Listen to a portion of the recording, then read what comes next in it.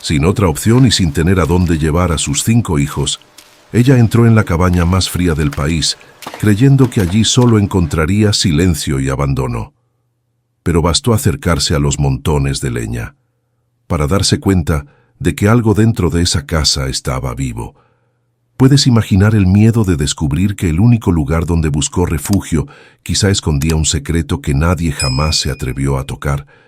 Parece imposible creerlo, pero esta historia ocurrió. Antes de continuar, deja tu like y suscríbete, porque lo que había debajo de esa leña va a sorprenderte mucho más de lo que imaginas. Y cuéntame en los comentarios desde qué ciudad estás viendo esta historia.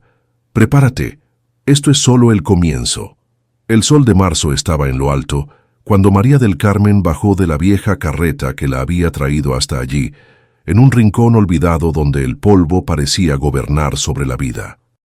Corría el año de 1924 y la sequía había pintado el paisaje de un color ocre interminable, absorbiendo cualquier rastro de verde que alguna vez hubiera osado brotar en aquella tierra árida y hostil. El calor era una entidad física, un peso que se asentaba sobre los hombros y dificultaba la respiración, haciendo que el aire trémulo distorsionara el horizonte como si fuera un espejismo de agua inexistente. María, con su vestido negro de luto riguroso que absorbía cada rayo de sol como un castigo, se quedó parada junto al camino, observando cómo las ruedas de la carreta levantaban nubes de tierra roja al alejarse. No había vuelta atrás. Aquel vehículo desvencijado era su único enlace con la civilización y ahora se perdía en la distancia, dejándola sola frente a un destino que nadie más había querido aceptar, armada únicamente con una maleta de cuero desgastado y la dignidad silenciosa de quien ya lo ha perdido todo. El hombre que la había traído, un campesino de pocas palabras y mirada huidiza, no había querido acercarse más de lo necesario a la propiedad, persignándose discretamente al señalar el sendero cubierto de maleza que llevaba a la casa. María del Carmen notó ese gesto, esa mezcla de superstición y miedo que se incrusta en la gente del campo como una segunda piel, pero decidió ignorarlo con la estoicidad que la caracterizaba desde la muerte de su esposo. A sus 34 años, la vida le había enseñado que los vivos eran mucho más peligrosos que cualquier leyenda de muertos, y que el hambre dolía más que el miedo. Se ajustó el chal sobre la cabeza para protegerse del sol inclemente, y comenzó a caminar, sintiendo cómo las piedras del camino se clavaban a través de las suelas delgadas de sus zapatos, cada paso confirmando que ahora era la dueña de una ruina, de un pedazo de tierra que el mundo había decidido borrar de su memoria. La tapera se alzó ante ella como un esqueleto de madera y adobe, una estructura que parecía mantenerse en pie más por la costumbre que por las leyes de la física, desafiando al tiempo con una terquedad silenciosa. Las paredes, alguna vez blancas, estaban manchadas por la humedad y el abandono, mostrando las costillas de la construcción allí donde el barro se había desprendido, como heridas abiertas que nunca cicatrizaron. El techo de tejas estaba hundido en varias partes, permitiendo que la luz del sol entrara como lanzas doradas en la penumbra del interior, y las ventanas, desprovistas de vidrios o postigos, bostezaban hacia el campo como ojos vacíos que hubieran visto demasiadas cosas y hubieran decidido dejar de mirar. No había jardín, solo matorrales espinosos y hierba seca que crujía con el viento, rodeando la casa como si la naturaleza estuviera intentando reclamar lo que era suyo, devorando lentamente la obra del hombre. María del Carmen subió los 3 escalones de piedra que llevaban a la entrada, notando cómo el musgo seco cubría las grietas, y empujó la puerta principal con una mezcla de reverencia y temor. La madera gimió, un sonido largo y agónico que rompió el silencio absoluto del monte, como si la casa se estuviera quejando de ser despertada de un sueño profundo y antiguo. El aire que la recibió dentro estaba viciado, cargado con el olor inconfundible del encierro, del polvo acumulado durante décadas y de algo más, un aroma sutil a cera vieja y flores marchitas que le provocó un escalofrío involuntario a pesar del calor sofocante. Dejó su maleta en el suelo, levantando una pequeña nube de polvo que bailó en los haces de luz, y se quedó quieta, escuchando, tratando de sintonizar sus sentidos con la frecuencia de aquel lugar extraño que ahora era su hogar. Recordó con claridad dolorosa el día en que el notario, un hombrecillo gris con olor a tabaco rancio, le había entregado la carta que cambiaría su vida, mirándola por encima de sus anteojos con una mezcla de lástima y desdén. Le había explicado que aquella propiedad pertenecía a una rama lejana de su familia política, gente de la que su difunto esposo jamás hablaba, y que, al no haber más herederos vivos, la escritura pasaba a sus manos como un último recurso legal. María había aceptado no por ambición, sino por desesperación pura. Las deudas de la enfermedad de su marido la habían dejado en la calle, y la opción de tener un techo, por miserable que fuera, era mejor que la caridad humillante de los vecinos. Ahora, parada en el centro de esa sala en ruinas, se preguntaba si la soledad absoluta de aquel paraje no sería un precio demasiado alto por su independencia. Comenzó a recorrer la casa con pasos cautelosos, sus ojos adaptándose lentamente a la penumbra, descubriendo muebles cubiertos por sábanas que parecían fantasmas estáticos aguardando su llegada. Había una mesa robusta de madera oscura en el centro, sillas volcadas como si alguien hubiera salido con prisa, y en las esquinas las telarañas formaban tapices complejos y densos. Lo más inquietante no era el desorden, sino la sensación de interrupción. Encontró una taza de cerámica sobre una repisa con un residuo oscuro en el fondo, y un libro abierto boca abajo sobre una mesita auxiliar, como si el lector hubiera planeado volver en cualquier momento. La casa no parecía simplemente abandonada, parecía detenida en el tiempo, congelada en un instante preciso del pasado, guardando el aliento mientras esperaba que la historia continuara. En la habitación principal, una cama de hierro forjado dominaba el espacio, con un colchón desnudo que mostraba las manchas del tiempo y el olvido. María del Carmen abrió las ventanas con fuerza, luchando contra las bisagras oxidadas, y dejó que el viento caliente del exterior barriera el olor a encierro, aunque la sensación de pesadez en el ambiente no disminuyó. Se sentía observada, una percepción irracional que le erizaba la piel de la nuca, como si desde las grietas de las paredes o desde las sombras del techo alto, ojos invisibles siguieran cada uno de sus movimientos. Sacudió la cabeza, reprendiéndose a sí misma por dejarse llevar por la imaginación. Era una mujer adulta, una superviviente, y no tenía tiempo para fantasías de niños cuando había tanto trabajo por hacer antes de que cayera la noche. Salió al patio trasero buscando el pozo que el notario había mencionado en los documentos, rezando para que aún tuviera agua, pues su garganta estaba seca como la tierra que pisaba. Lo encontró bajo la sombra de un árbol torcido y viejo, un algarrobo que parecía estirar sus ramas huesudas hacia el cielo en una súplica eterna. El brocal de piedra estaba intacto, y al asomarse y tirar una piedra, escuchó el chapoteo distante y tranquilizador del agua allá abajo. Bajó el cubo oxidado con la cuerda que, milagrosamente, aún resistía, y el esfuerzo físico de sacar agua le ayudó a anclar su mente en la realidad, alejando los temores abstractos.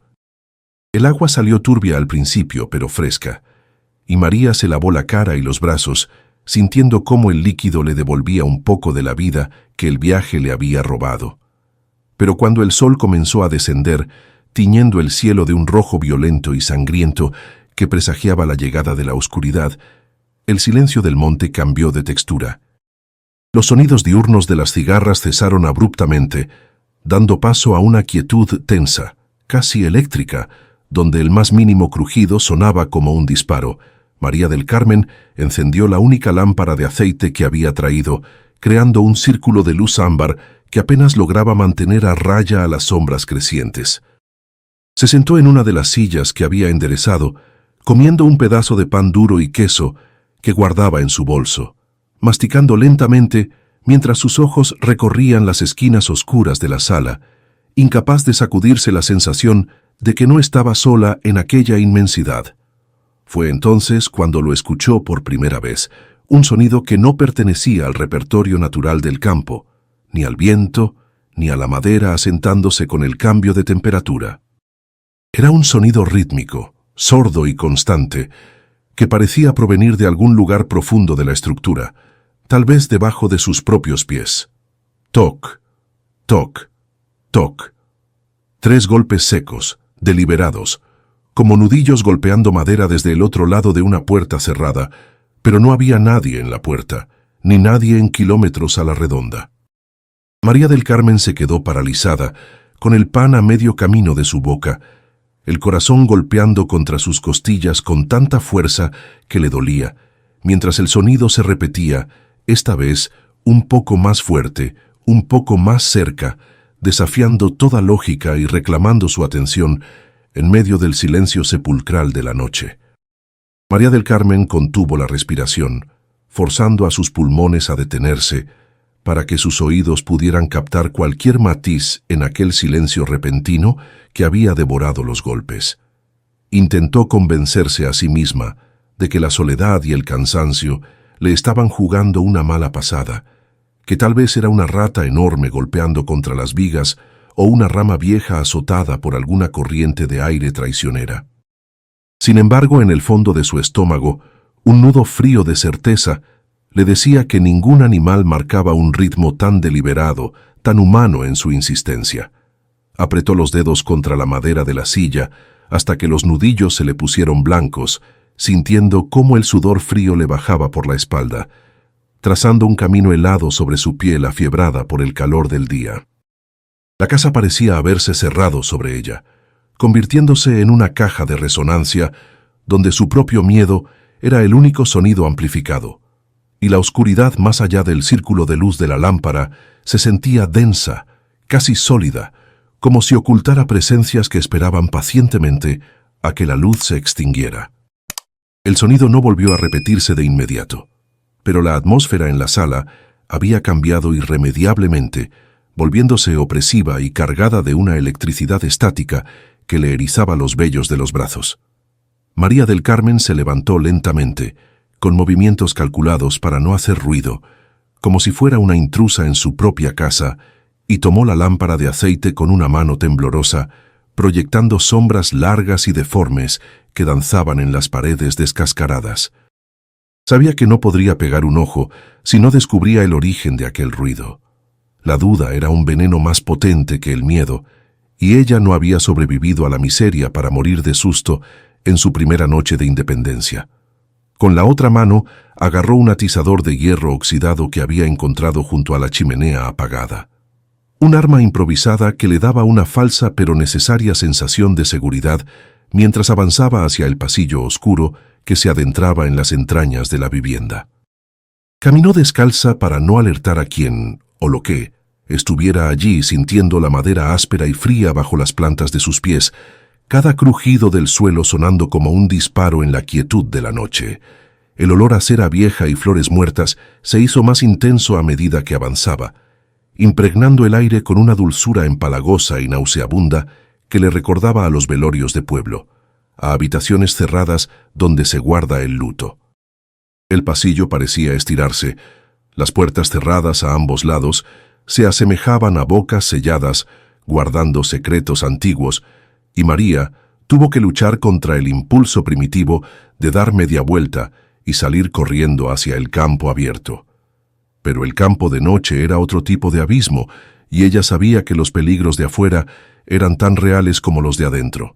No había refugio seguro, solo la necesidad imperiosa de enfrentar lo que se ocultaba en las sombras de su herencia maldita. Llegó al final del corredor, donde una puerta de madera oscura, más robusta y ornamentada que las demás, permanecía entreabierta, invitándola con una oscuridad absoluta que parecía devorar la luz de su lámpara.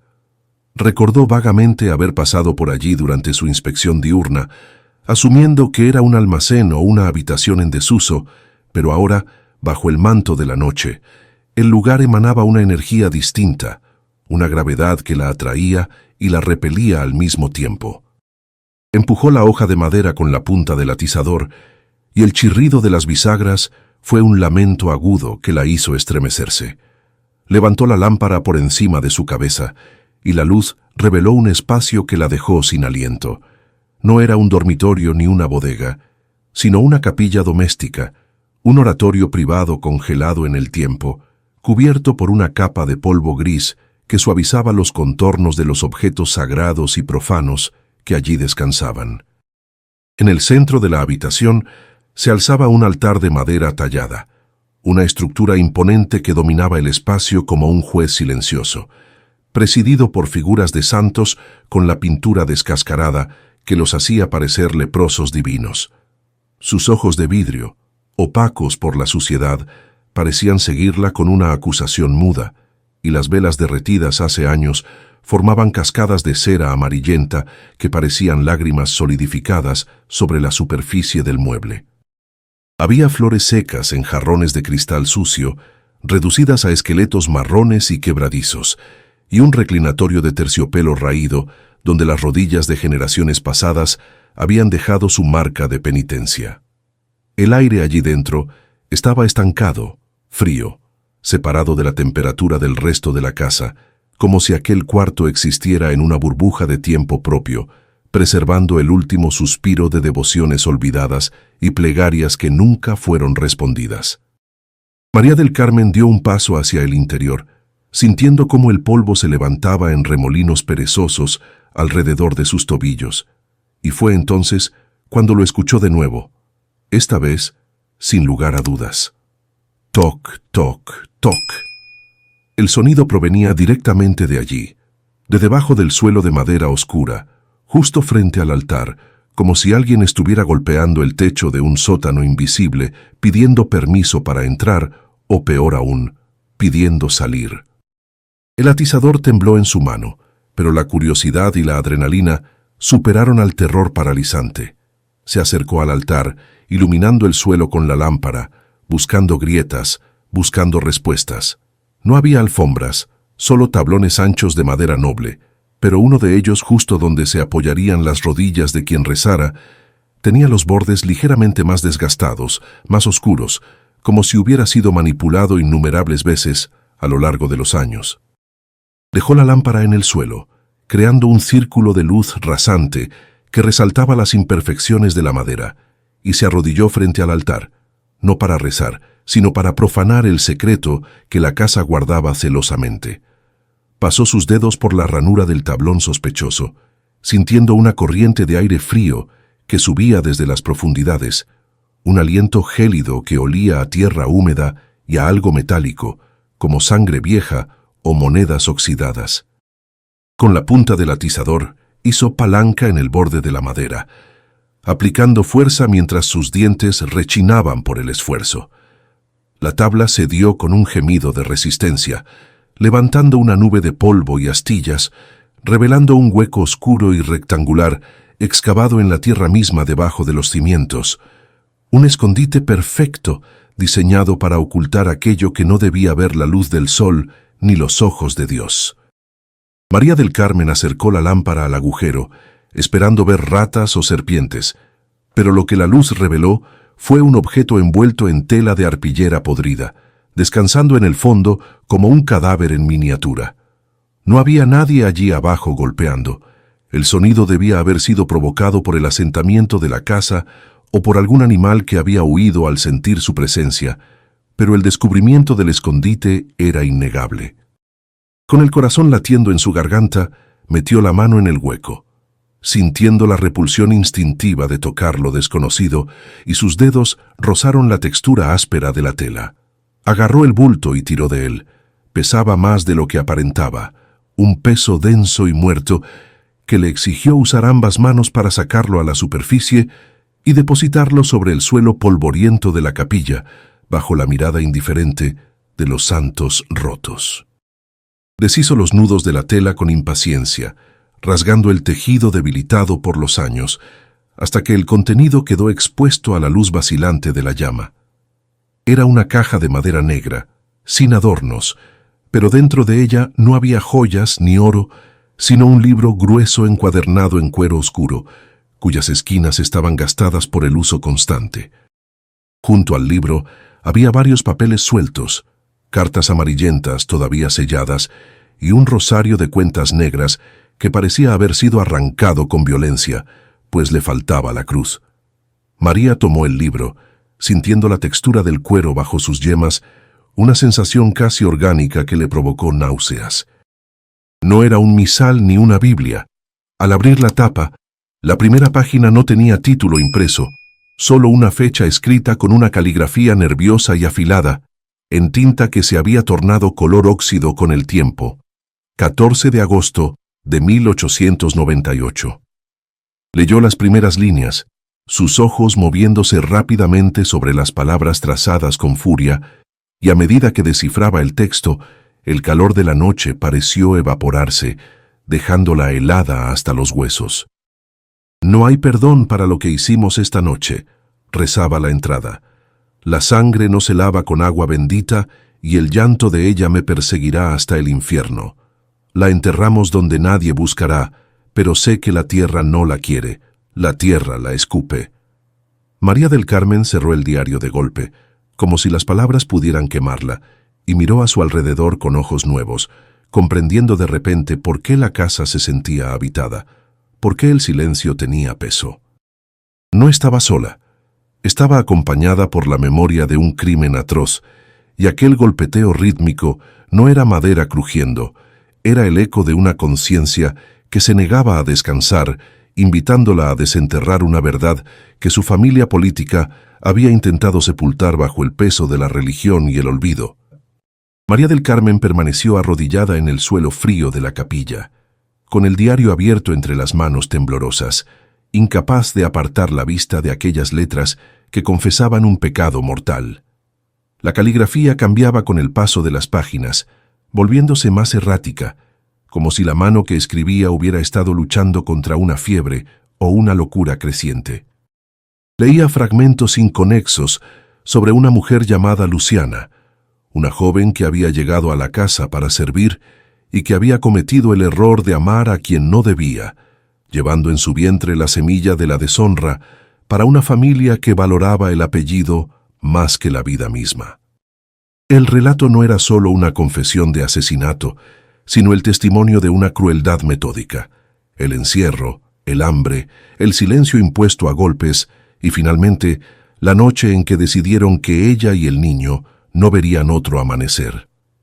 El aire de la capilla parecía espesarse con cada palabra leída, cargándose de una tristeza antigua y pegajosa que se adhería a la piel de María como una segunda capa de sudor.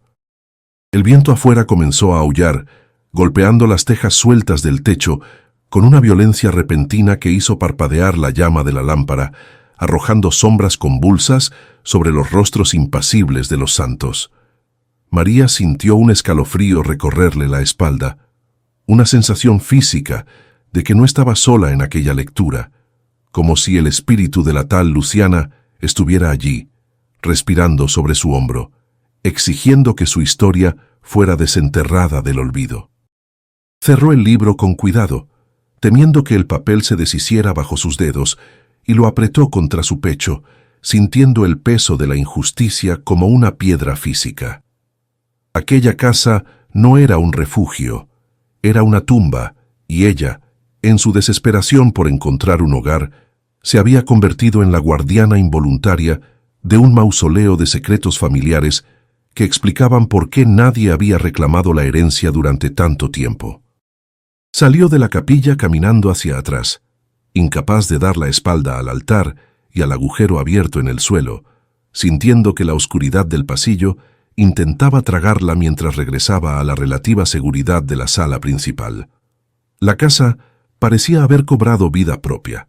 La madera crujía sin motivo aparente, simulando pasos que la seguían a una distancia prudente, y las corrientes de aire traían susurros indescifrables que sonaban como lamentos ahogados. Se sentó en la silla de la sala, con el atizador en una mano y el diario en la otra, decidida a no dormir, a mantener una vigilia forzada contra los fantasmas del pasado y los peligros del presente. Cada rincón en penumbra parecía esconder una amenaza, y su mente, agotada por el viaje y el shock, comenzaba a dibujar figuras en las manchas de humedad de las paredes, rostros que la miraban con cuencas vacías y bocas abiertas en gritos silenciosos. La noche se arrastró con una lentitud agonizante. marcada por el ritmo irregular de su propio corazón y los sonidos del monte que, por momentos, parecían invadir la casa. Escuchó de nuevo el toc, toc, toc, pero esta vez no venía del suelo, sino de algún lugar arriba en el entretecho o quizás fuera, golpeando contra las tablas de la pared exterior. Era un sonido seco, insistente, como si alguien estuviera buscando una entrada o tanteando la solidez de su refugio. María del Carmen se mantuvo inmóvil, apenas respirando, con los ojos clavados en la puerta principal, esperando ver cómo el picaporte giraba lentamente. Pero nada ocurrió. El sonido cesó tan abruptamente como había comenzado, dejándola en un silencio vibrante, que era aún peor, porque en el silencio la imaginación tenía espacio para construir los peores escenarios. Cuando los primeros rayos del alba comenzaron a filtrar su luz grisácea a través de las rendijas, María sintió que el peso en sus hombros se aligeraba ligeramente, aunque el miedo no desapareció, solo cambió de forma. La luz del día no trajo consuelo, sino una claridad brutal que exponía la decrepitud de la casa con mayor crudeza. El polvo, las grietas, la suciedad acumulada parecían ahora testigos mudos de la tragedia que había leído. Se levantó con el cuerpo entumecido, los músculos rígidos por la tensión de horas sin moverse, y bebió el último sorbo de agua que quedaba en el cubo, sintiendo la arena fina entre los dientes. Necesitaba salir, necesitaba aire puro que no oliera a cera y muerte, necesitaba confirmar si lo que decía el diario sobre el lugar del entierro era real o solo el delirio de una mente culpable plasmado en papel. Salió al porche, donde el calor de la mañana ya comenzaba a levantar el vapor de la tierra, creando una neblina baja que se arrastraba entre los matorrales espinosos.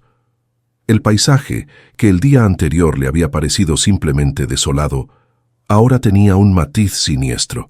Cada montículo de tierra, cada árbol torcido, podía ser la marca de un crimen. Abrió el diario nuevamente bajo la luz del sol, buscando las referencias específicas que había vislumbrado la noche anterior.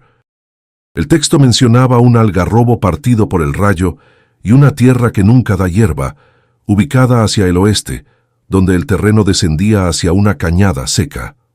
María levantó la vista, escaneando el horizonte con ojos entrecerrados, buscando aquella señal en la vegetación monótona y reseca que la rodeaba.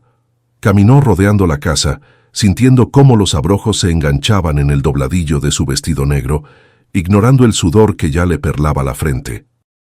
El terreno era irregular, lleno de piedras y raíces expuestas que parecían dedos esqueléticos tratando de agarrarla.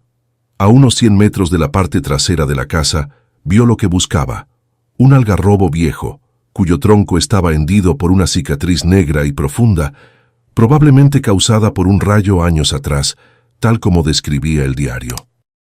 El árbol estaba solo, aislado del resto del monte, como si la naturaleza misma hubiera decidido apartarse de él, y a sus pies la tierra estaba extrañamente desnuda, una calva de suelo rojizo y compacto, donde ni siquiera la mala hierba se atrevía a crecer. María del Carmen se acercó con pasos lentos, sintiendo una opresión en el pecho que le dificultaba respirar, una mezcla de respeto y horror sagrado. Aquel era el lugar. No necesitaba excavar para saberlo. La atmósfera allí era diferente, más pesada, más silenciosa. No se oían pájaros en las ramas del algarrobo, ni insectos zumbando alrededor.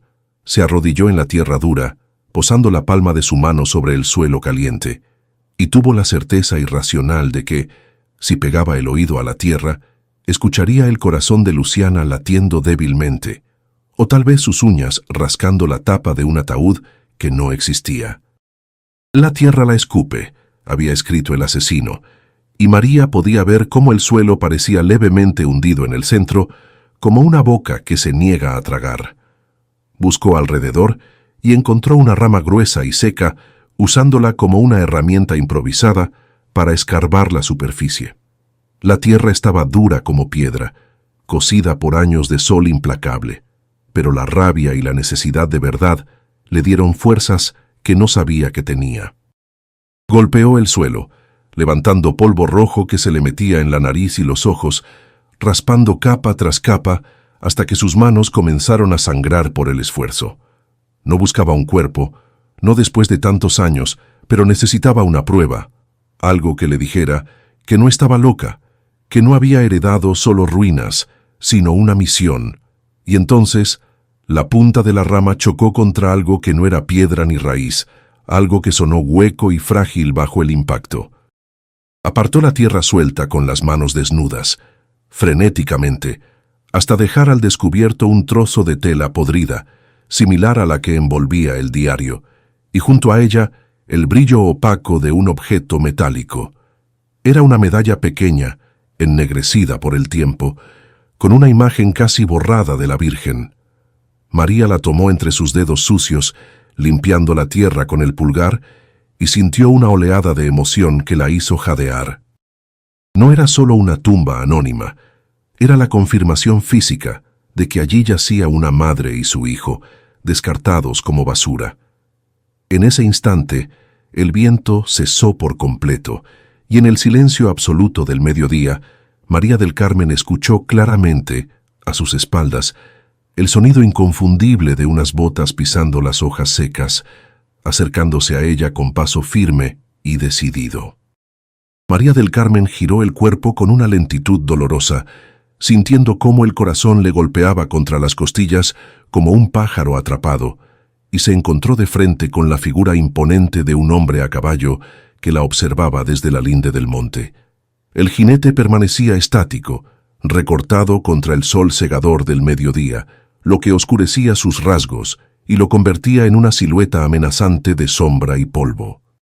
Llevaba un sombrero de ala ancha calado hasta los ojos y un poncho raído que colgaba de sus hombros como las alas de un buitre cansado.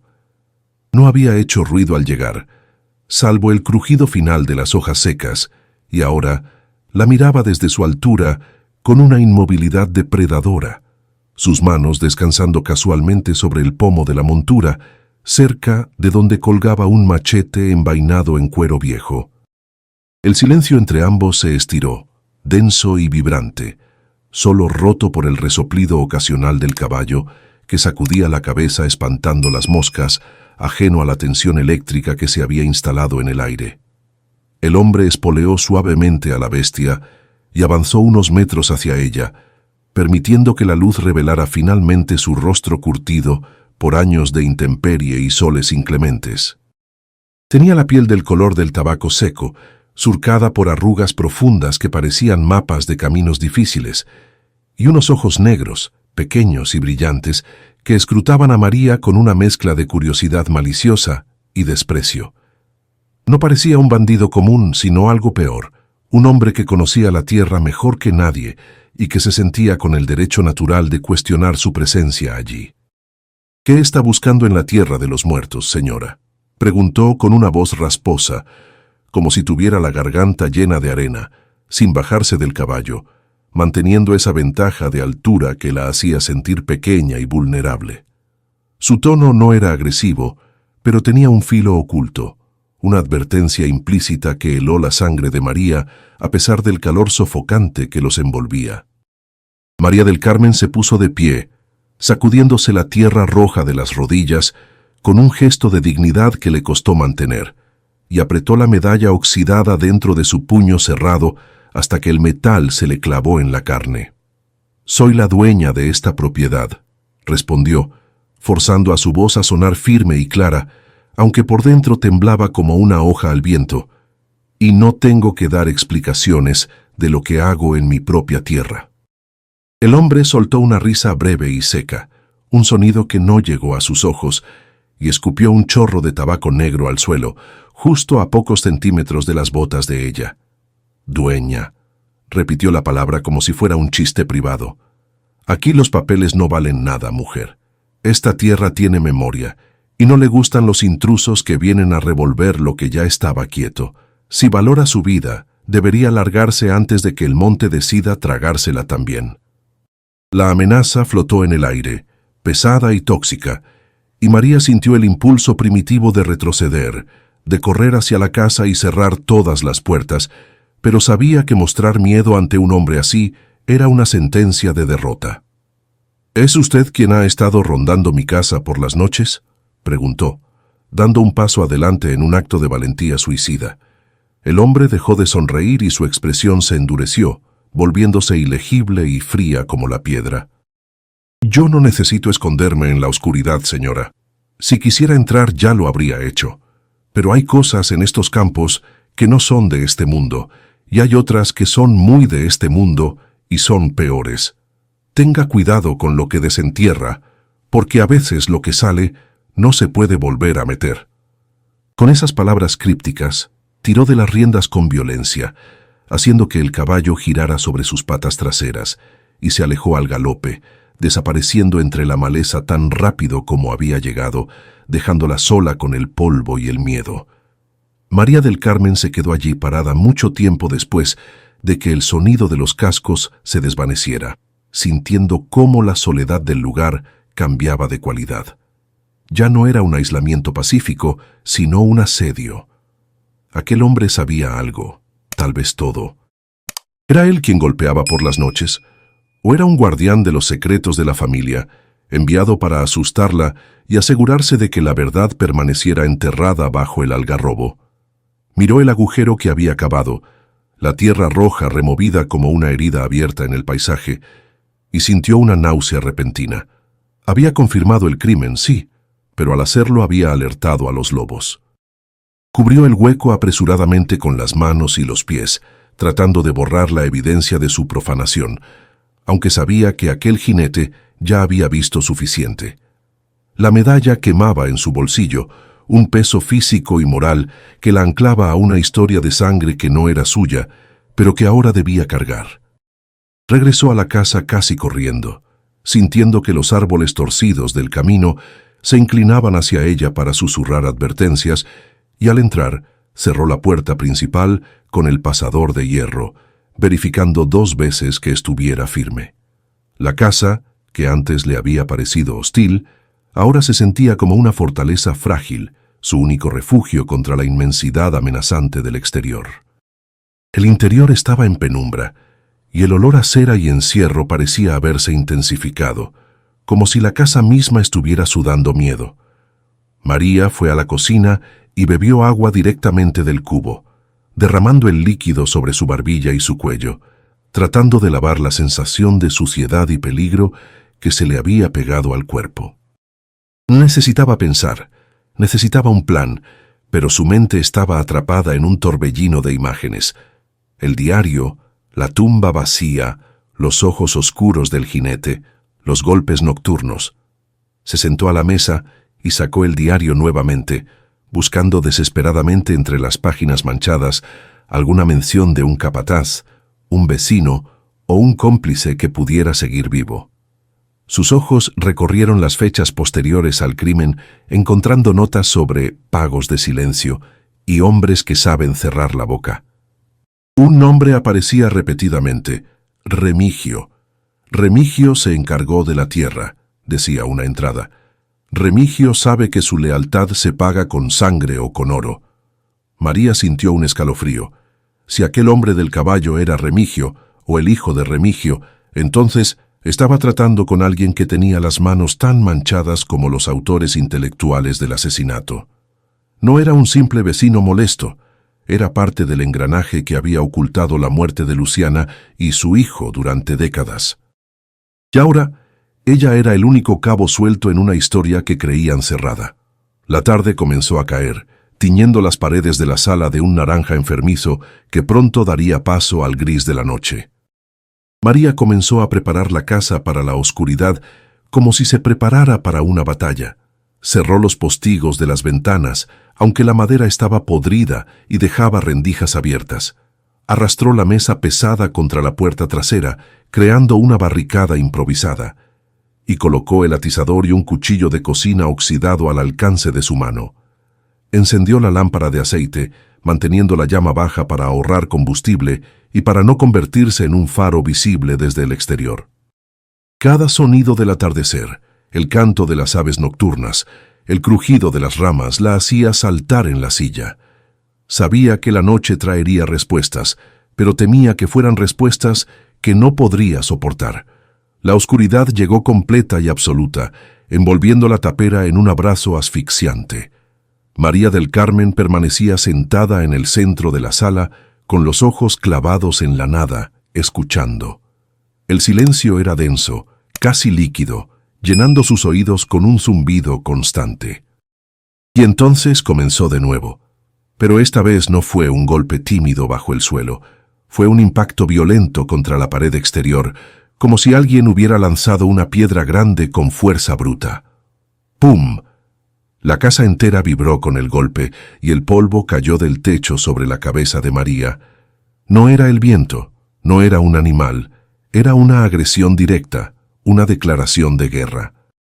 Alguien estaba afuera, probando las defensas, haciéndole saber que la advertencia del jinete no había sido una metáfora.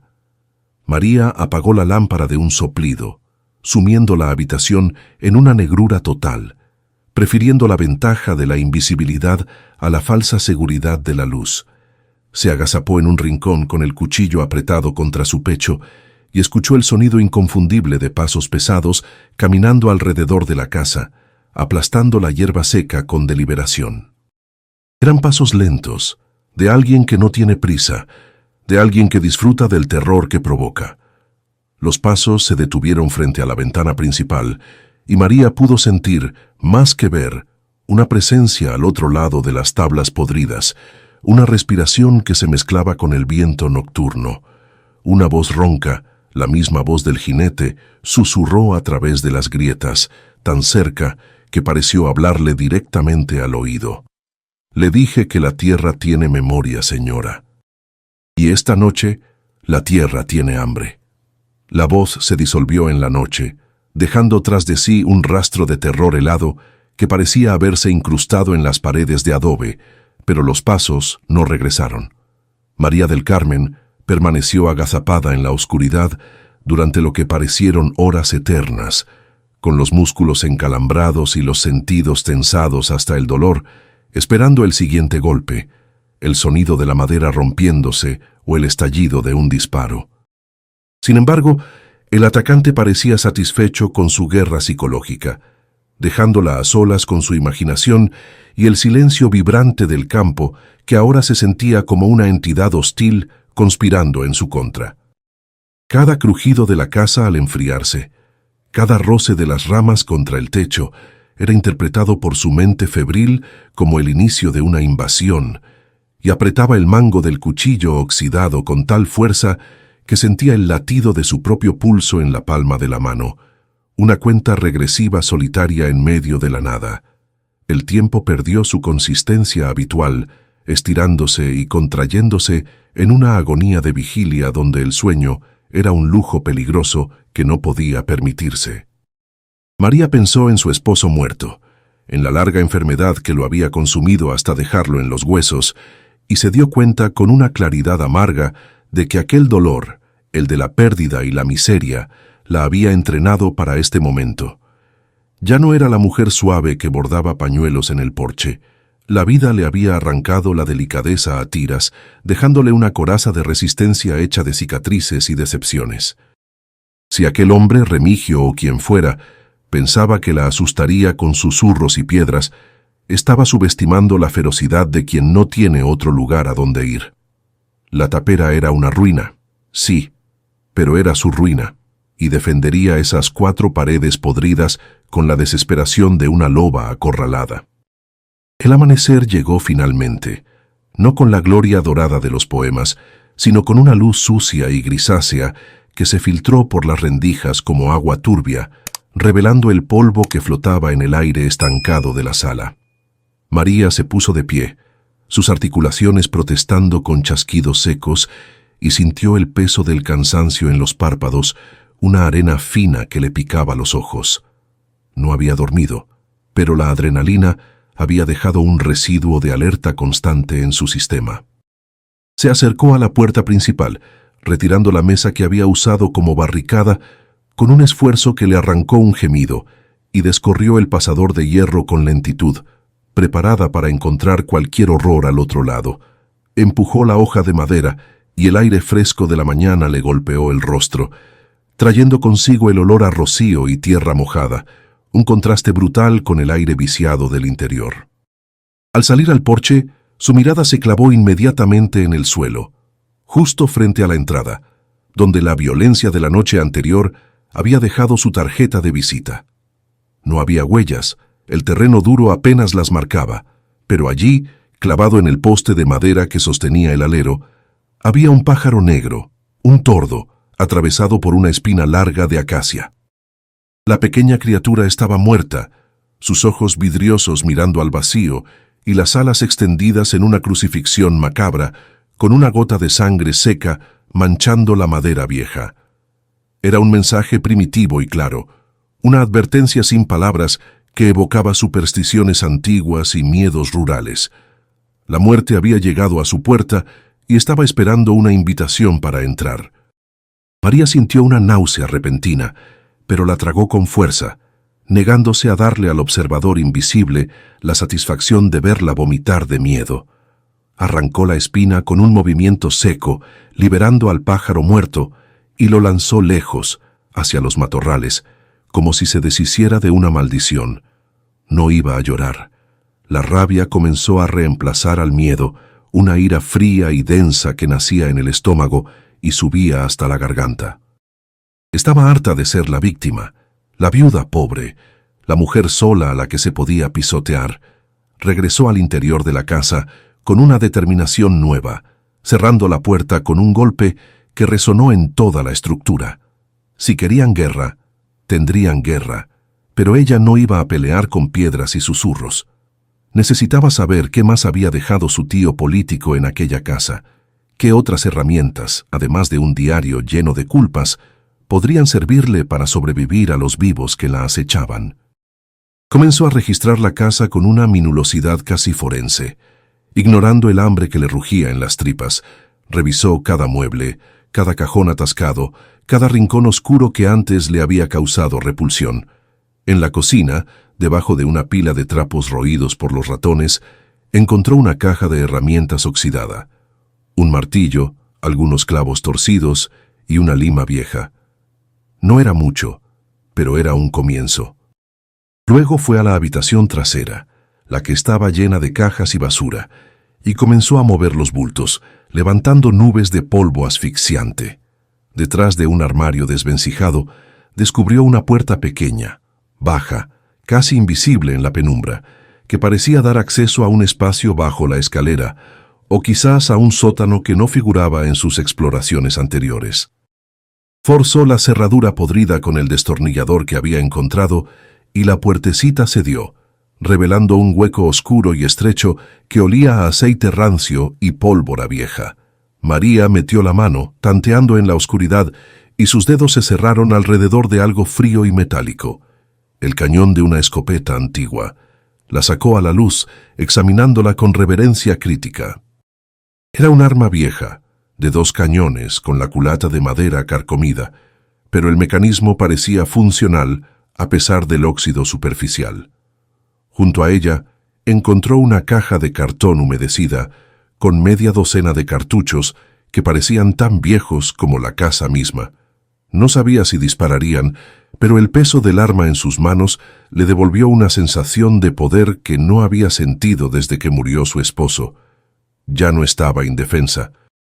Se sentó en el suelo de la cocina y comenzó a limpiar el arma con un trozo de su propia enagua, frotando el metal con aceite que quedaba en la lámpara, dedicándose a la tarea con una concentración absoluta. Mientras sus manos trabajaban mecánicamente, su mente volvía al diario y a la historia de Luciana. Si Remigio, el hombre del caballo, seguía vivo y rondando, significaba que el crimen no era solo un recuerdo, sino una herida abierta que alguien estaba intentando mantener infectada para proteger sus propios intereses. ¿Qué había en esa tierra que valiera tanto esfuerzo por ocultar un asesinato de hace décadas? ¿Era solo el honor de una familia extinta o había algo más? El diario mencionaba pagos de silencio, pero ¿de dónde salía ese dinero en una propiedad que parecía no producir nada más que polvo y desgracias? El calor del mediodía comenzó a apretar nuevamente, convirtiendo la casa en un horno, y María se dio cuenta de que su garganta estaba seca como el cuero viejo. El cubo de agua estaba vacío. La necesidad física interrumpió sus pensamientos estratégicos. No podía resistir un asedio si moría de sed. Miró hacia la puerta trasera, pensando en el pozo ubicado bajo el algarrobo, a 100 metros de la casa, expuesto a la vista de cualquiera que estuviera vigilando desde el monte. Era un riesgo calculado, pero inevitable. Cargó la escopeta con 2 de los cartuchos viejos, rezando para que la pólvora no estuviera húmeda, y se colgó el cubo en el brazo izquierdo, manteniendo el dedo cerca del gatillo con la mano derecha.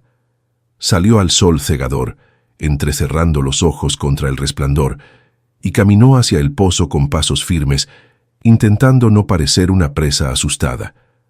El silencio del campo era absoluto, sin viento, sin pájaros, solo el zumbido de las moscas y el crujido de la hierba seca bajo sus pies. Al llegar al brocal de piedra, bajó el cubo rápidamente, sus ojos escaneando la línea de árboles, buscando la silueta del jinete. Mientras subía el agua, pesada y fresca, tuvo una sensación extraña al mirar hacia la oscuridad del agujero profundo del pozo. El agua allá abajo reflejaba un pequeño círculo de cielo, pero por un segundo, a María le pareció ver algo más en el fondo, una sombra que no correspondía a su propio reflejo, sino al rostro pálido de una mujer que la miraba desde las profundidades de la tierra, recordándole que en esa propiedad los muertos tenían tanta sed de justicia como los vivos de agua. María del Carmen parpadeó, rompiendo el hechizo macabro que la mantenía clavada en el borde del pozo, y la imagen del rostro ahogado se disolvió en las ondas oscuras del agua turbia, dejando solo su propio reflejo distorsionado por el miedo. No había tiempo para fantasmas cuando los demonios de carne y hueso rondaban los matorrales. Agarró el asa del cubo con fuerza, ignorando el dolor en sus hombros, y emprendió el regreso a la casa con paso rápido, derramando agua sobre sus faldas a cada zancada irregular. Sentía la mirada del jinete clavada en su nuca, una sensación física de picazón que la obligaba a mirar de reojo hacia la línea de árboles, esperando ver el destello de un cañón o el movimiento de un caballo, pero el monte permanecía estático bajo el sol aplastante, guardando sus secretos con una indiferencia cruel.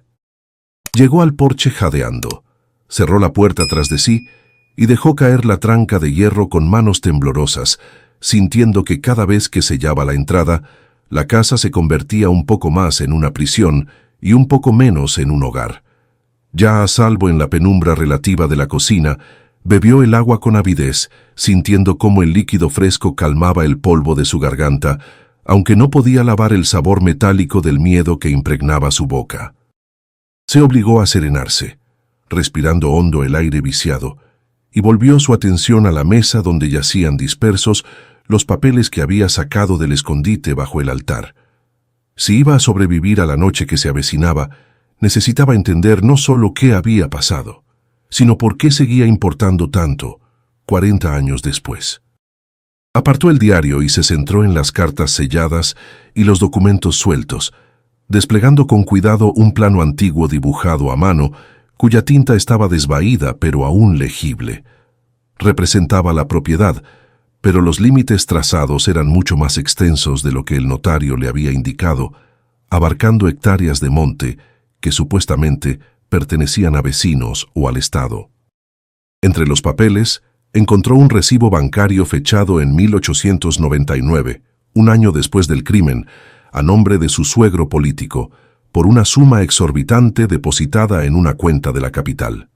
La nota adjunta, escrita con la misma caligrafía nerviosa del diario, decía simplemente: «La venta de la madera del sur pagó el silencio de Remigio. El resto está seguro donde la tierra sangra». María sintió que las piezas del rompecabezas encajaban con un chasquido siniestro en su mente. No se trataba solo de honor familiar mancillado o de un bastardo no deseado. Se trataba de codicia pura y simple. Luciana no solo había sido la amante inoportuna, sino que probablemente sabía dónde estaba escondido el dinero de la venta ilegal de tierras o madera, una fortuna que la familia había ocultado para no dividirla o para evadir impuestos, y que ahora, por alguna razón, seguía enterrada en algún lugar de la finca. La revelación cambió la naturaleza de su miedo, transformándolo en una indignación fría y calculadora. No la estaban asustando por superstición, la estaban asustando porque ella estaba sentada, sin saberlo, sobre una mina de oro que otros creían suya por derecho de complicidad. El jinete, ese tal Remigio o su descendiente, no era un guardián espiritual, sino un buitre esperando que ella abandonara el nido para saquear lo que quedaba. María del Carmen miró la escopeta limpia sobre la mesa y sintió una oleada de determinación feroz. Ya no era la viuda desvalida que pedía permiso para existir. Era la propietaria de un secreto que valía sangre, y si querían sacarla de allí, tendrían que hacerlo con los pies por delante. La tarde se consumió lentamente, dando paso a un crepúsculo sangriento que tiñó las paredes de la sala de sombras largas y deformes. María no encendió la lámpara esta vez. Conocía la disposición de los muebles de memoria y prefería la ventaja táctica de la oscuridad. Se sentó junto a la ventana principal con una rendija del postigo apenas abierta para vigilar el patio delantero, la escopeta cargada descansando en su regazo como un niño de metal frío. El silencio de la noche llegó puntual, pero esta vez traía una textura diferente, una pesadez eléctrica que presagiaba tormenta o violencia. No hubo golpes en las paredes ni susurros. El enemigo había cambiado de táctica, y esa ausencia de sonido era más aterradora que cualquier ruido, porque indicaba paciencia, indicaba un plan. Fue el olfato lo que la alertó primero, antes que el oído. Un olor acre y penetrante comenzó a filtrarse por las rendijas de la madera podrida, distinto al olor a polvo y cera de la casa. Era humo, humo de leña verde y trapos viejos ardiendo. María se tensó, pegando el rostro a la abertura del postigo, y vio una luz vacilante bailando en el borde del matorral, a unos 50 metros de la casa. Alguien había encendido una antorcha y la agitaba lentamente, no para iluminar el camino, sino para que ella la viera. El mensaje era claro y brutal.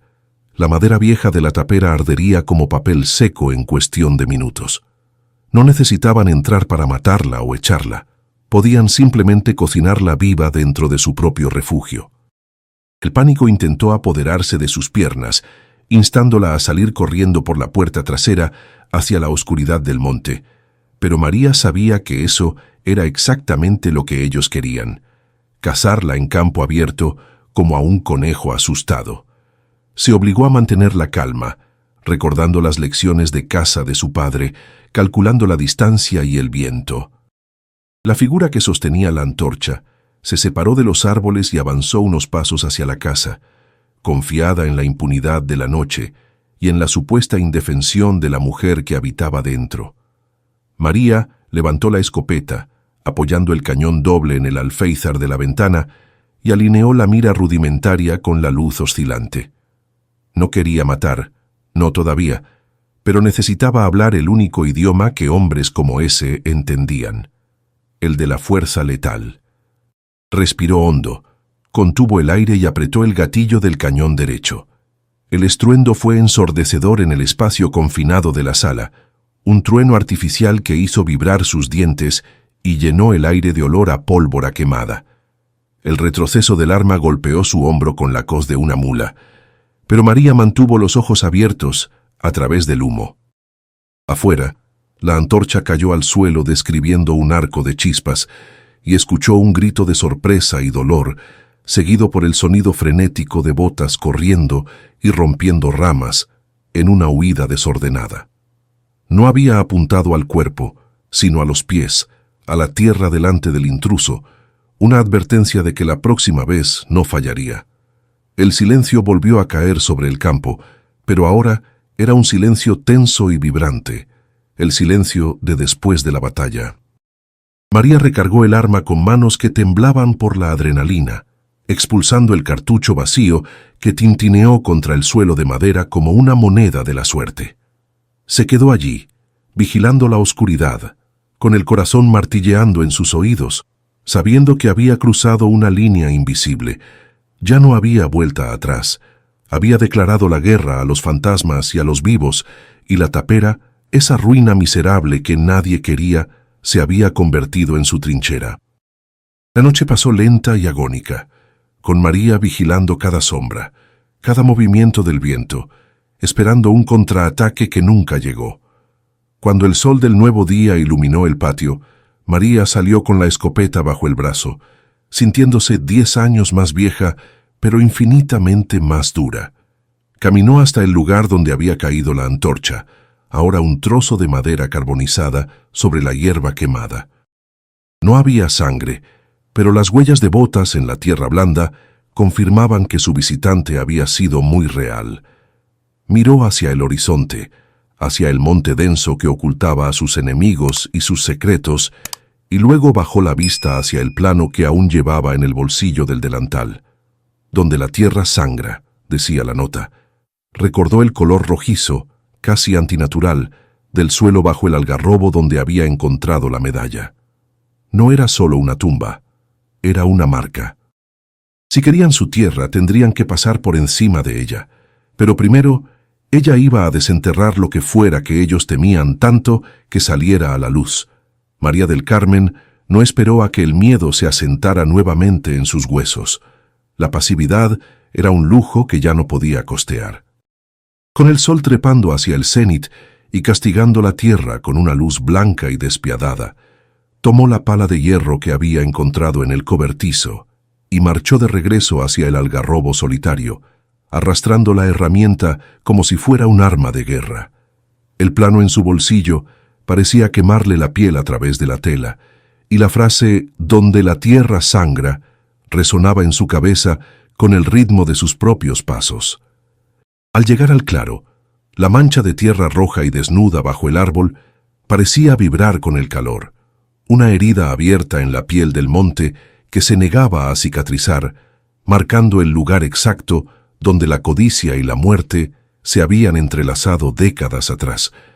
Comenzó a cavar con una furia metódica, ignorando el dolor en sus manos llenas de ampollas y el sudor que le empapaba el vestido negro, pegándolo a su cuerpo como una segunda piel asfixiante.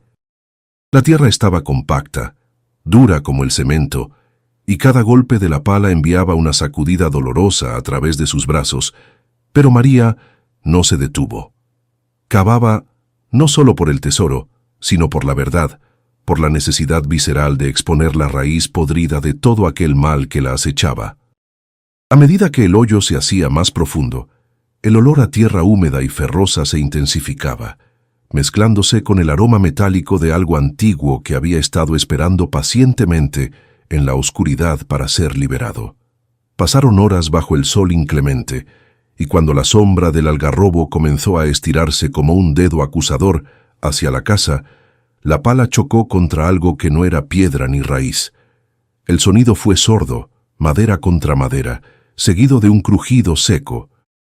María se detuvo jadeando y se arrodilló en el borde de la fosa, apartando la tierra suelta con las manos desnudas, con una desesperación febril.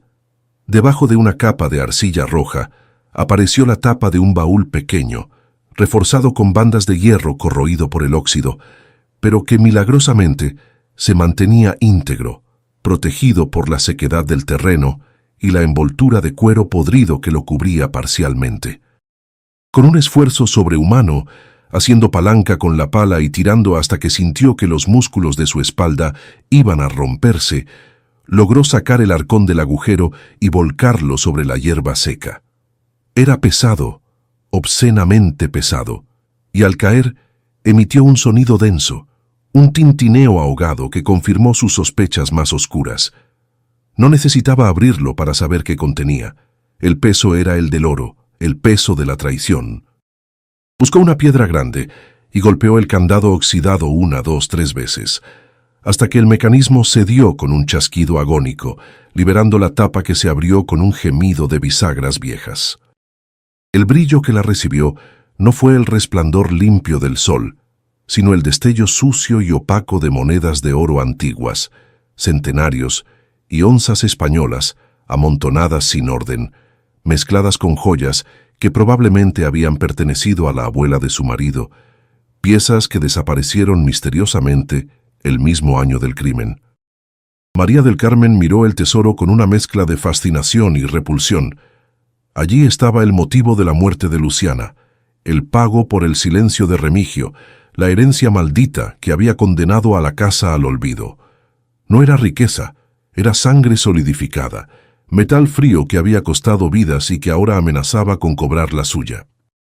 En ese instante preciso, el viento cambió de dirección, trayendo consigo un sonido que heló la sangre en sus venas, más frío que cualquier fantasma.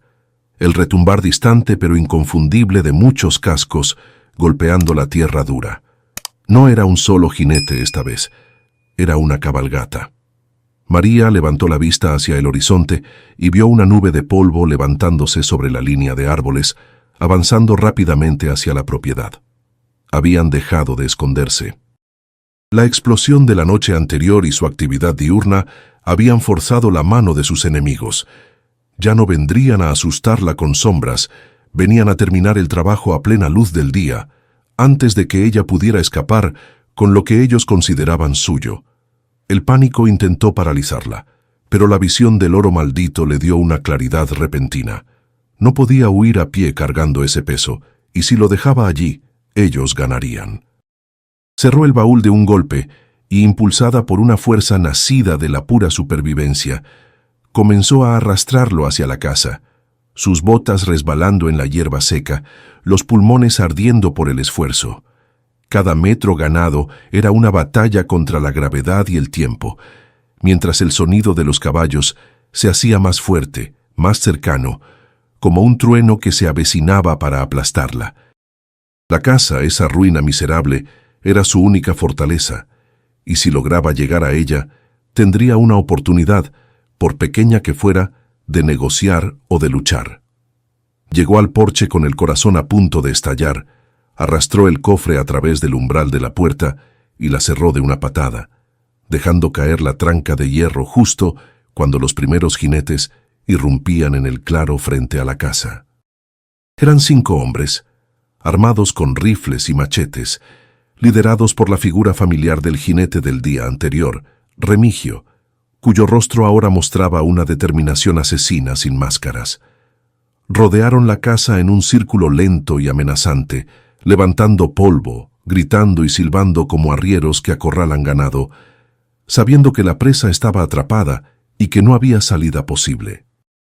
María del Carmen corrió a la ventana, tomó la escopeta que había dejado cargada y apuntó hacia afuera a través de una rendija, pero sus manos temblaban. Eran demasiados. Si disparaba, podría abatir a 1, quizás a 2, pero los otros incendiarían la casa con ella dentro antes de que pudiera recargar.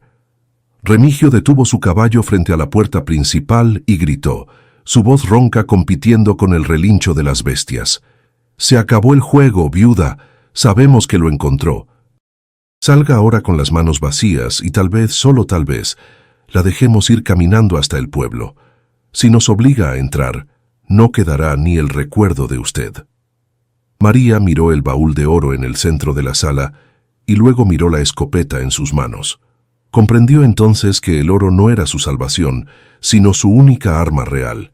No podía ganarles en un tiroteo, pero tenía algo que ellos deseaban más que su vida, algo por lo que habían matado y esperado durante décadas.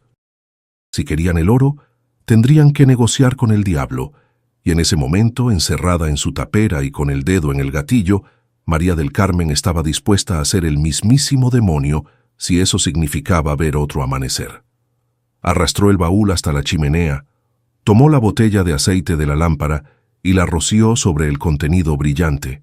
Luego sacó una caja de fósforos del bolsillo y gritó hacia afuera con una voz que no reconoció como suya, una voz cargada de una locura lúcida y peligrosa. El tiempo pareció detenerse en el umbral de la puerta, suspendido en el espacio milimétrico que separaba la cabeza del fósforo de la caja rugosa.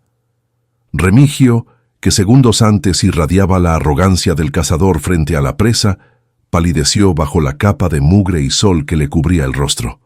Sus ojos, antes llenos de malicia, se clavaron con terror absoluto en la mano de María, como si aquella pequeña llama potencial fuera más peligrosa que todos los rifles de sus hombres juntos.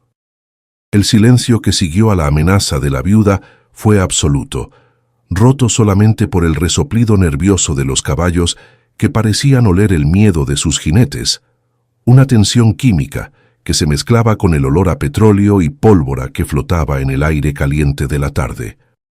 Los hombres detrás de Remigio bajaron sus armas instintivamente, intercambiando miradas de pánico codicioso. Para ellos, ver arder ese oro sería una tragedia peor que la muerte misma, una herejía contra el único Dios que veneraban. «¡Estás loca, mujer!», rugió Remigio, pero su voz había perdido el filo de la autoridad, quebrándose en una nota aguda de desesperación contenida. Levantó las manos abiertas hacia ella, en un gesto universal de pacificación que resultaba grotesco en un hombre acostumbrado a tomar lo que quería por la fuerza. «Baja ese fósforo, no tienes idea de lo que estás haciendo. Ese oro no es solo metal, es el pago de muchas deudas, es la vida de mucha gente».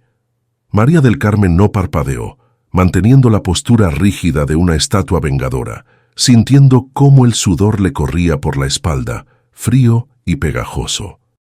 Sabía que si mostraba un solo instante de duda, si su mano temblaba lo suficiente como para delatar su miedo, ellos se lanzarían sobre ella como perros de presa. «Sé exactamente lo que es», respondió con voz gélida. «Es la sangre de Luciana y de su hijo, y prefiero que se funda en el infierno antes que dejar que ustedes lo toquen». La mención de Luciana tuvo el efecto de un latigazo físico sobre el capataz. Dio un paso atrás, casi tropezando con sus propias botas, y su rostro se contorsionó en una mueca de odio y reconocimiento supersticioso. No esperaba que la viuda conociera los nombres, que hubiera desenterrado los fantasmas junto con las monedas. «¿Leíste el diario?», siseó bajando la voz como si temiera que el viento llevara sus palabras a oídos indiscretos. «Entonces sabes que no tenemos opción. Nosotros no matamos a la muchacha, pero heredamos el problema. Si ese oro desaparece, hay gente en la capital, gente muy poderosa, que vendrá a cobrar con nuestras cabezas». María sintió una punzada de comprensión. Remigio y sus hombres no eran los dueños del mal, eran solo los conserjes, esclavos de una cadena de corrupción que se extendía mucho más allá de los límites de aquel monte olvidado. «Eso no es mi problema», replicó María, raspando levemente la cabeza del fósforo contra la caja, provocando un chispazo que hizo que dos de los hombres gritaran «¡No!» al unísono.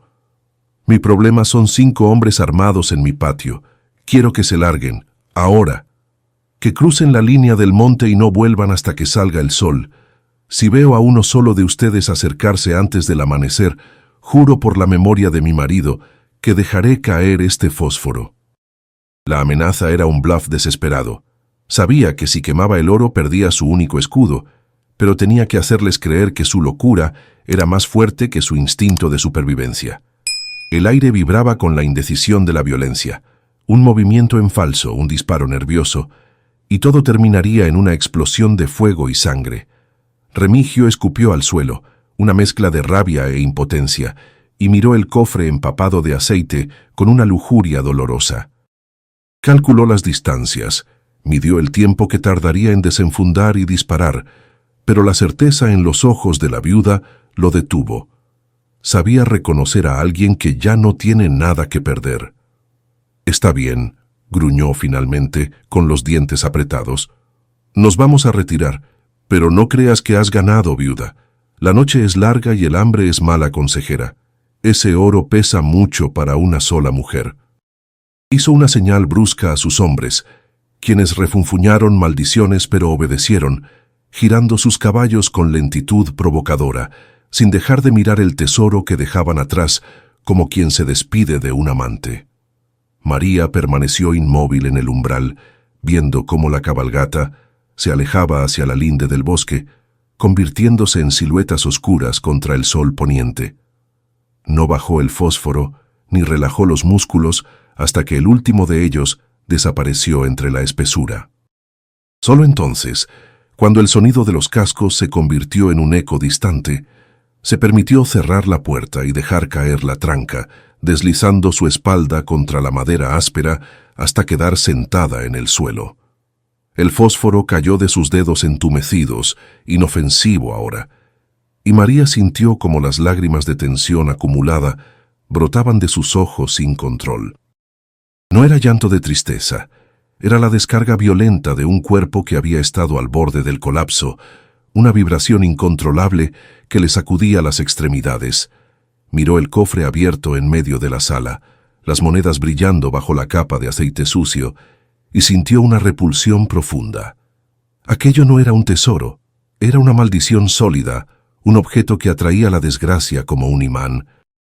El olor a petróleo llenaba la casa, impregnando las cortinas viejas y la madera, un recordatorio constante de lo cerca que había estado de la inmolación. Sabía que Remigio no se había ido lejos. Estarían acampando justo en el límite de su visión, vigilando las salidas, esperando que el sueño la venciera o que intentara huir. La casa ya no era solo una fortaleza, se había convertido en una jaula dorada, y ella era la prisionera voluntaria de una fortuna que no podía gastar ni transportar. La noche cayó con una rapidez traicionera, envolviendo la tapera en sombras densas que parecían tener peso propio. María no se atrevió a encender ninguna luz. El resplandor de una lámpara sería un blanco perfecto para un tirador oculto en la maleza. Se movió a tientas por la sala, arrastrando muebles para reforzar las barricadas en las puertas y ventanas, construyendo un laberinto de obstáculos que le daría unos segundos de ventaja si intentaban entrar. Comió un poco de pan seco en la oscuridad, masticando mecánicamente, mientras sus oídos analizaban cada sonido del exterior, el canto de los grillos, el roce de las hojas, buscando el clic metálico de un arma o el crujido de una bota. La soledad era absoluta, pero ya no era vacía. Estaba llena de ojos invisibles. A eso de la medianoche, el cansancio comenzó a jugar con su mente. Las sombras en las esquinas parecían moverse, adoptando la forma de Luciana, la mujer muerta, sentada en una silla, observándola con tristeza infinita. María sacudió la cabeza, luchando contra el sueño, sabiendo que dormir era morir. Necesitaba un plan para la mañana. No podía quedarse allí eternamente y no podía confiar en que Remigio mantuviera su distancia. Recordó el plano, los límites de la propiedad. Había un camino antiguo, marcado como sendero de mulas, que salía hacia el norte a través de un terreno rocoso y difícil donde los caballos no podrían galopar. Era una ruta suicida, atravesando cañones secos, pero era la única dirección que ellos no estarían vigilando con tanta atención. Pero había un problema: el oro. No podía llevar el cofre, pesaba demasiado, y si lo dejaba, ellos entrarían, lo tomarían y luego la cazarían por deporte o venganza. La única opción era esconderlo de nuevo, o usarlo, y entonces en la quietud de la madrugada una idea loca comenzó a formarse en su cerebro agotado. Si Remigio decía la verdad, si ese oro pertenecía a gente poderosa de la capital, entonces el oro era también una evidencia. No necesitaba quedárselo, necesitaba que el mundo supiera que existía. Si lograba llegar al pueblo, no con el oro, sino con una prueba de su existencia, podría cambiar las reglas del juego. Miró las monedas aceitosas y tomó un puñado, guardándolas en una bolsa de tela que ató a su cintura. El resto tendría un destino diferente, uno que Remigio jamás olvidaría. María del Carmen dedicó los siguientes minutos a preparar el escenario final de aquella tragedia, moviéndose con la precisión fría de quien ejecuta una sentencia inapelable. Vació el resto del aceite de las lámparas sobre las tablas resecas del suelo, creando un camino oscuro y brillante que conectaba la puerta de entrada con el baúl abierto y, finalmente, con las cortinas viejas de la ventana trasera. En el centro de este lago inflamable, colocó una vela gruesa de sebo dentro de una lata, calculando que la mecha tardaría lo suficiente en consumirse para darle una ventaja de 1 hora antes de que la llama lamiera el combustible.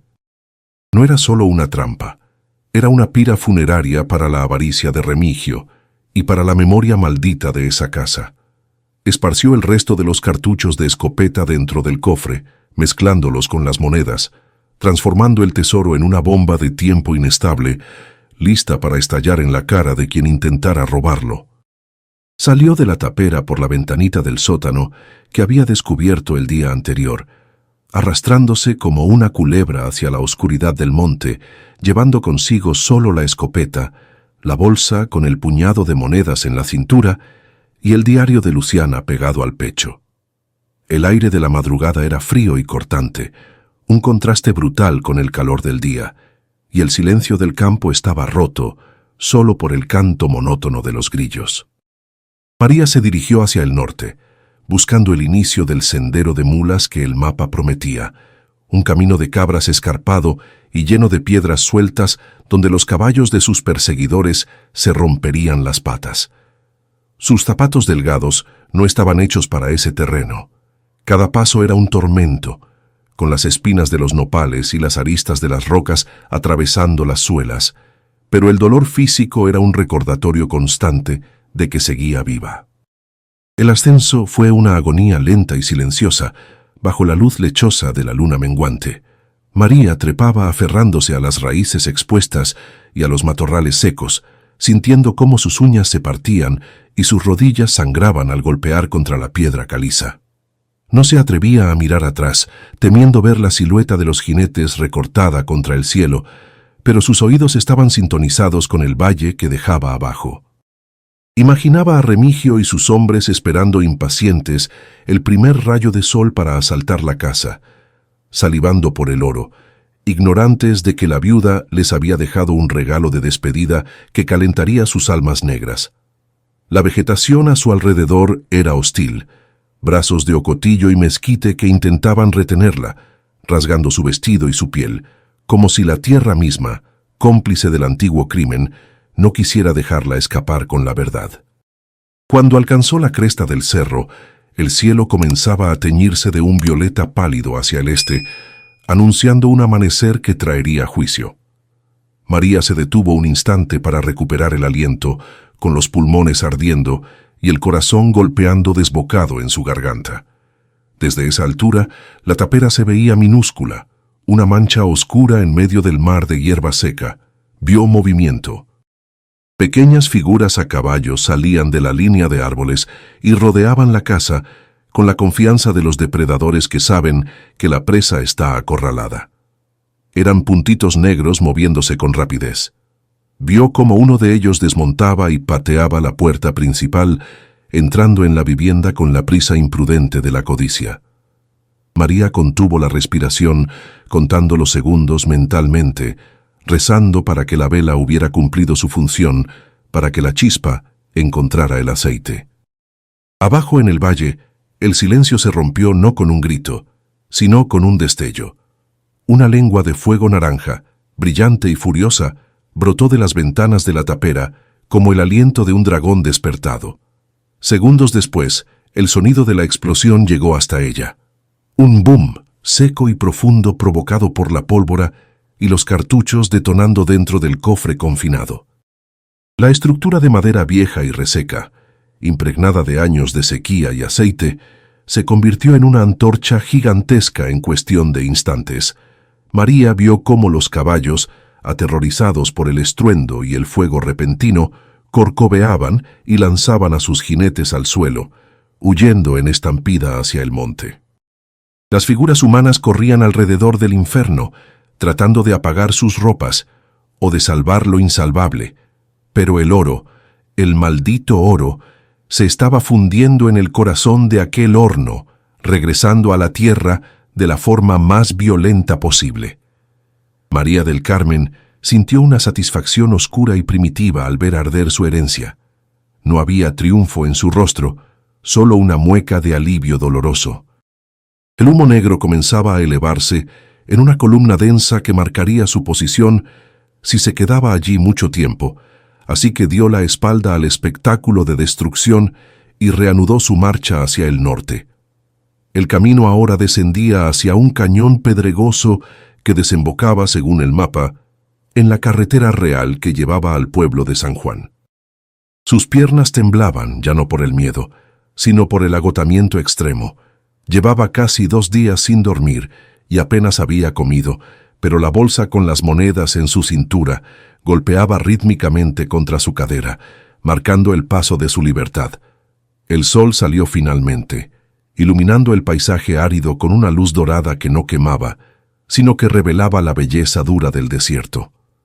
María caminó durante horas, en un estado de trance, poniendo un pie delante del otro por pura fuerza de voluntad. Su mente divagaba, mezclando la realidad con recuerdos de su esposo y visiones de Luciana agradeciéndole en silencio. Ya no era la mujer que había bajado de la carreta días atrás. El desierto le había lijado la piel y el alma, quitándole las capas de suavidad y dejándole solo la fibra resistente de quien ha mirado al abismo y ha sobrevivido. No sabía qué pasaría cuando llegara al pueblo, si le creerían, o si Remigio tenía amigos poderosos también allí, pero tenía el diario y tenía el oro de muestra. La verdad ya no era un susurro enterrado, era un grito que ella llevaba en las manos.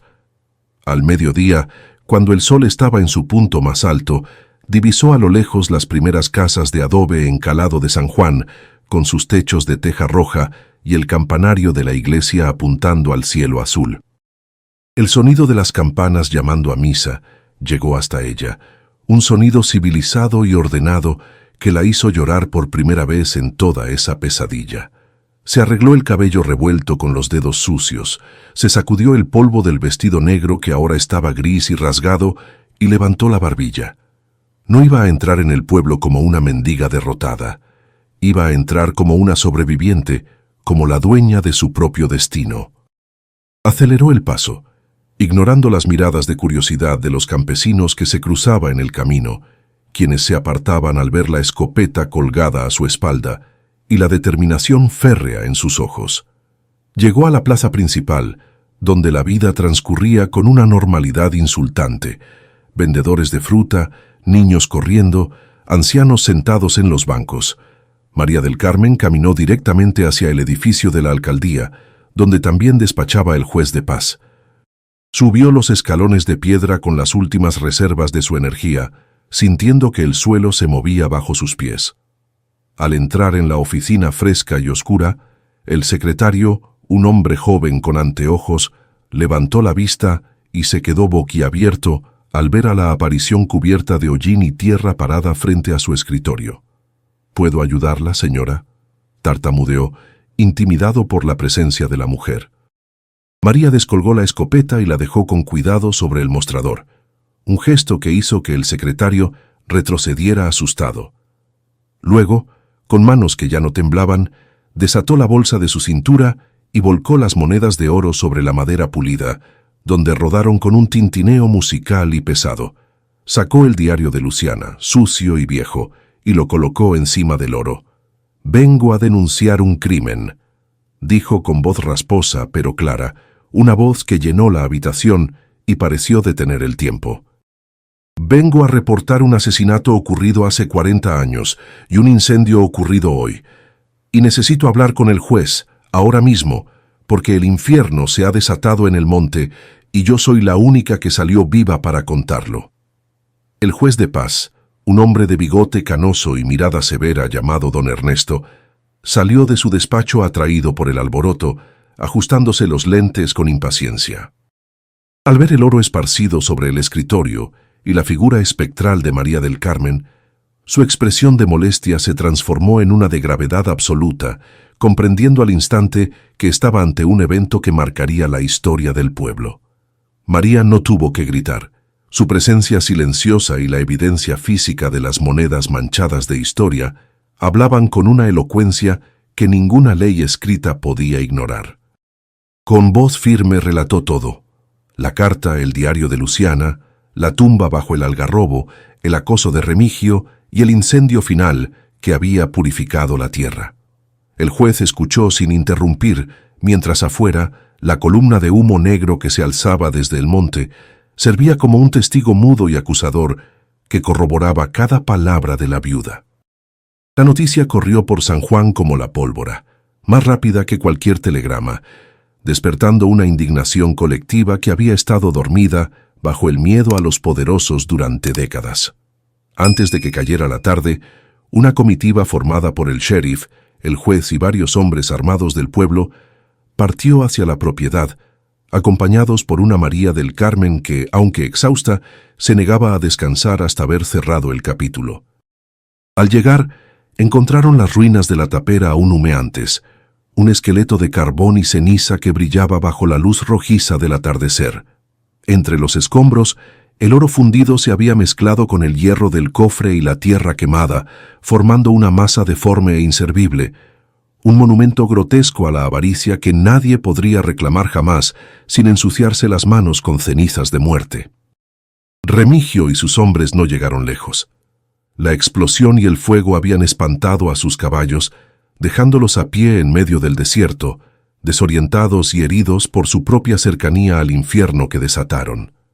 Fueron encontrados por la partida del sheriff, escondidos en una barranca seca, sedientos y derrotados, sin la arrogancia que les daba el anonimato de la noche. Cuando Remigio vio a María del Carmen de pie junto al juez, intacta y digna, bajó la cabeza por primera vez en su vida, sabiendo que el poder del miedo se había roto para siempre. No hubo tiroteos, ni resistencias heroicas, solo el sonido metálico de las esposas y el suspiro de alivio de una tierra que finalmente se libraba de sus parásitos. El diario de Luciana fue incorporado al expediente, convirtiéndose en la voz póstuma que condenó no solo a los ejecutores, sino a la memoria de una familia que creyó que el dinero podía comprar el olvido eterno. Con el paso de los meses, el proceso legal confirmó a María del Carmen como la única y legítima propietaria de las tierras, pero ella tomó una decisión que sorprendió a todos en la región. No quiso reconstruir la casa sobre los cimientos de dolor y tragedia. En su lugar, utilizó el puñado de monedas de oro que había salvado en su bolsa para comprar semillas, herramientas y contratar peones. María transformó aquel páramo estéril en un campo de cultivo próspero, plantando maíz y frijol donde antes solo crecían espinas y secretos. El algarrobo partido por el rayo, testigo mudo del asesinato de Luciana, fue rodeado por un pequeño jardín de flores silvestres y María mandó colocar una cruz de piedra sencilla con los nombres de la madre y el niño, devolviéndoles la dignidad y el nombre que les habían robado. La tapera que nadie quería dejó de ser un lugar maldito para convertirse en un símbolo de resistencia, un sitio donde la gente del pueblo iba no con miedo, sino con respeto. María del Carmen, con sus manos curtidas y su espalda recta, trabajaba la tierra de sol a sol, demostrando que la verdadera maldición no estaba en el suelo, sino en la inacción y el silencio de quienes permiten la injusticia. Nunca volvió a casarse, ni buscó riquezas más allá de lo que el campo le daba honestamente. Se convirtió en una figura matriarcal para San Juan, una mujer a la que acudían otros desposeídos en busca de consejo o de un poco de ese coraje inquebrantable que parecía emanar de su mirada oscura. Su riqueza no estaba en el banco, sino en la libertad de caminar por su propia tierra sin mirar atrás, sin temer a las sombras. Años después, cuando la vejez comenzó a blanquear su cabello y a curvar sus hombros, María solía sentarse en el porche de su nueva casa, construida lejos de las ruinas de la antigua tapera, mirando hacia el horizonte donde el sol se ponía cada tarde. Ya no escuchaba golpes bajo el suelo ni lamentos en el viento. El silencio del monte se había vuelto pacífico, un compañero tranquilo que ya no exigía nada. Decían en el pueblo que a veces se la veía sonriendo sola, como si mantuviera conversaciones con amigos invisibles, y quizás era cierto. Quizás Luciana y ella habían encontrado una forma de comunicarse más allá de la muerte, unidas por el lazo indestructible de haber vencido al olvido. La deuda de sangre estaba saldada y la tierra finalmente descansaba en paz. La historia de la viuda que desafió a los vivos y a los muertos se convirtió en una leyenda local, contada de generación en generación como una advertencia y una inspiración. Los abuelos les contaban a sus nietos cómo una mujer sola, armada solo con un fósforo y la verdad, había derrotado a una banda de forajidos y limpiado el nombre de un fantasma.